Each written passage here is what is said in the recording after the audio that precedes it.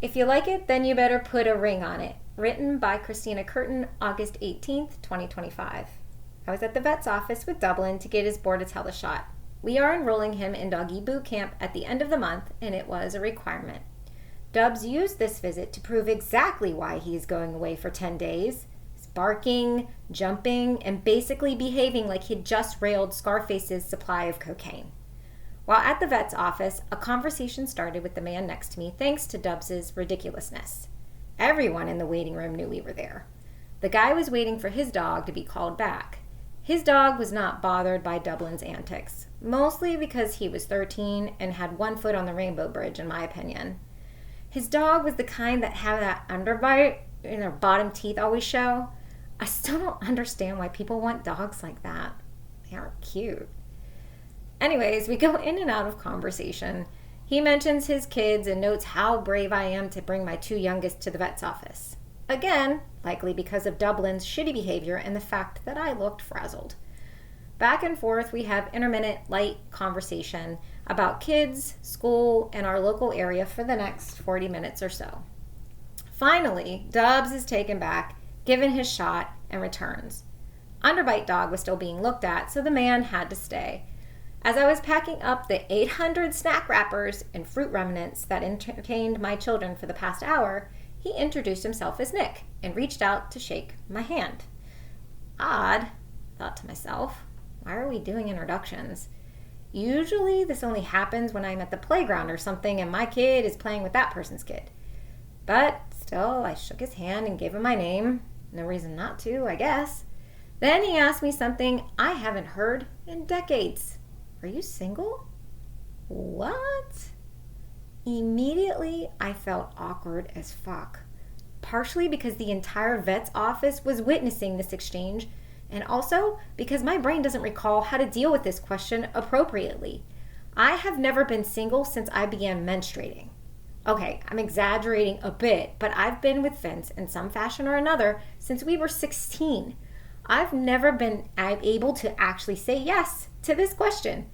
And no one has asked me since I was in my 20s anyways. Why was this happening now? I was taken off guard, and my immediate response was to laugh him off and say, no, do I look single? I was there in my yoga leggings, roll number 7, Hurricane Racerback tank top, shout out to our local meteorologist, Dennis Phillips, and Croc flip-flops. My hair was actually down though, having washed it the night before, so maybe that made me look available. But then I recalled my ring finger was empty. That was the signal, like a homing device for the single guys out there. I usually always wear my ring. However, I took it off a few days ago because it was causing some irritation. It was red, dry, skin peeling. It was gross. It looked like a sunburnt lizard shedding its skin. I joked to Vince that it's because I'm allergic to being married, but really, after turning down Nick and walking to my car with my whack-ass dog and my second half kids, I realized that that was the furthest thing from the truth. I cannot imagine being single, dating men, having a boyfriend, at 43 years old, having to try and look nice all the time when Vince thinks I'm hot, even though I only shave my legs during the full moon and my armpits sometimes smell like raw onions. Having to blend two families together and expect my kids to get along with someone else's?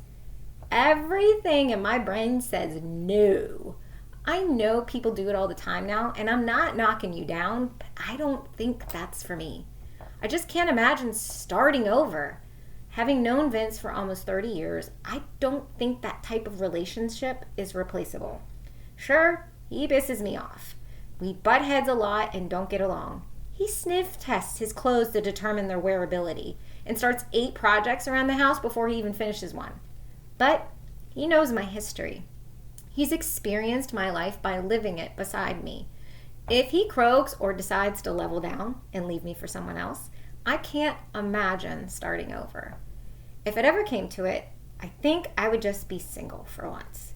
And maybe keep a spare ring in my wallet to avoid being picked up in places that smell faintly like expressed anal glands. And that's it for today, my friends. Thanks for listening to my blog. Good luck out there and stay sane.